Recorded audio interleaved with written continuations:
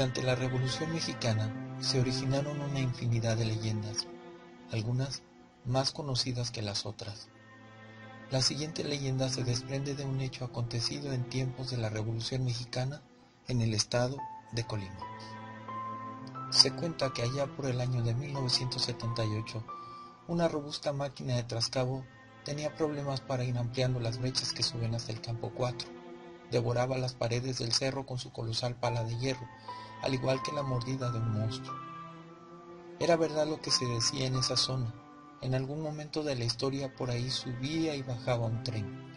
La máquina llegó a desenterrar trozos de las vías viejas y objetos oxidados que delataban todos aquellos rumores.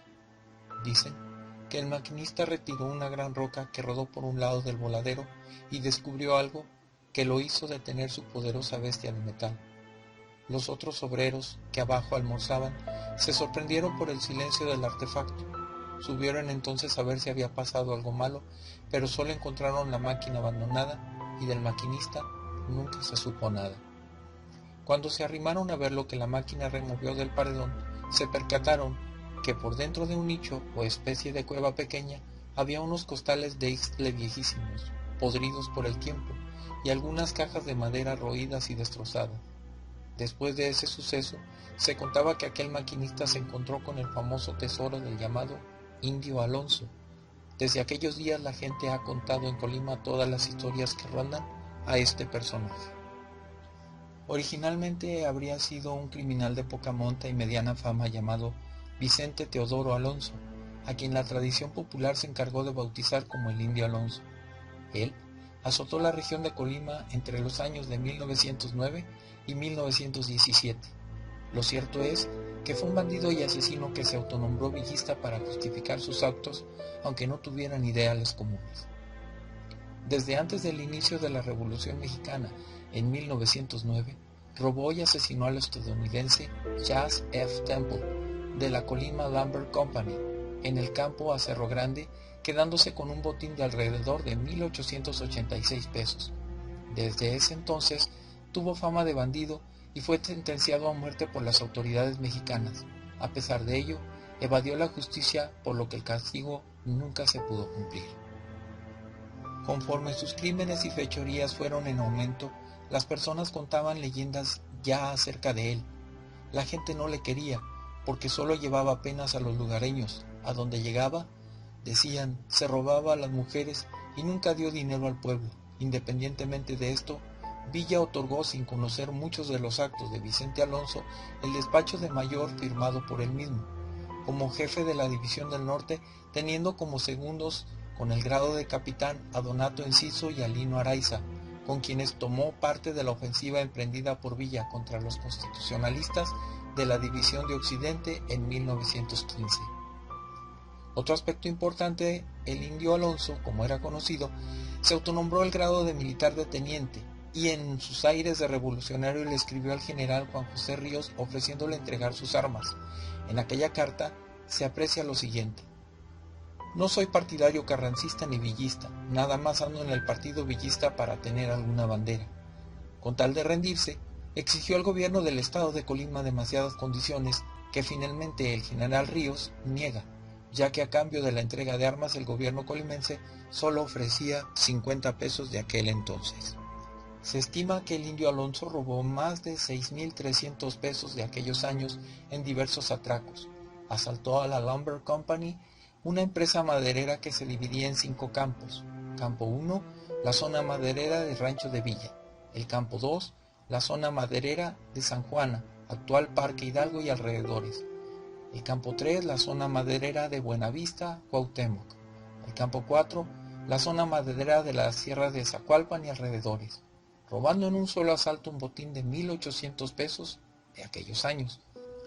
El Indio Alonso vivió en una época donde el oro y el dinero amonedado no podía ser cambiado con facilidad. No podías comprar una gallina o comida en una fonda con una moneda de oro, porque tendrían que darte muchísimo cambio en efectivo. Por esa razón, la gente de antes guardaba las monedas para comprar terrenos, caballos, ganado y cosas de gran valor donde era más viable usarlas. Ese fue el detalle del Indio Alonso. que no se arrimaba a canjear sus botines a los bancos, ni se hacía de terrenos o de ganado para no delatarse con las autoridades, que lo perseguían por todos lados. Se cuentan muchas cosas del indio, que daba a los pobres, que regalaba sus botines. Nunca se ha encontrado algún testimonio de esa época donde se afirmen tales cosas. Por el contrario, se trataba de un hombre odiado por la gente, misma que exigió al gobernador, Juan José Ríos, ponerle un buen precio a su cabeza. Lo que sí se sabe, por estimaciones y datos históricos, es que el indio se quedó con mucho oro antes de que fuera asesinado. Seguramente lo escondió en alguna zona cerca de la piedra de Juluapan, donde era su escondite. Contaban que en tiempos de la Revolución una criatura deambulaba a los bosques de Cerro Grande, al este de Colima, asustando a los lugareños y a los federales que pasaban por ahí. Según dice la leyenda, lo espectacular de este bandido es que su habilidad para desaparecer después de cometer sus fechorías se debía a un pacto diabólico que había hecho para conseguir la capacidad de transformarse en un animal y así esconderse en lo profundo del bosque para nunca ser atrapado, pues como dice la conseja, era pues un hechicero nahual. Se decía que él era el único que sabía cómo llegar a la piedra de Juluapa, un monolito gigante que se puede ver en la punta del Cerro Grande desde la ciudad de Colima. Se cuenta que ahí guardaba sus tesoros. Lo cierto es que siempre logró escapar debido a su amplio conocimiento del bosque. La muerte de Vicente Alonso fue tan popular en Colima que de él existen varios relatos y leyendas. A decir verdad, los hechos que se tienen registrados son los siguientes. Una mujer, por él raptada, se puso de acuerdo con un asistente suyo para cobrar la recompensa que el gobierno ofrecía. El 31 de agosto de 1917, el indio Alonso, delirante por la fiebre, se encontraba en cama, ocasión que aprovechó Ramona Murguía, una muchacha que raptó en la comunidad de Zapotitlán de Vadillo. La mujer tomó un filoso cuchillo y sin pensarlo dos veces le provocó un tajo en la yugular, mientras éste dormía, para después huir.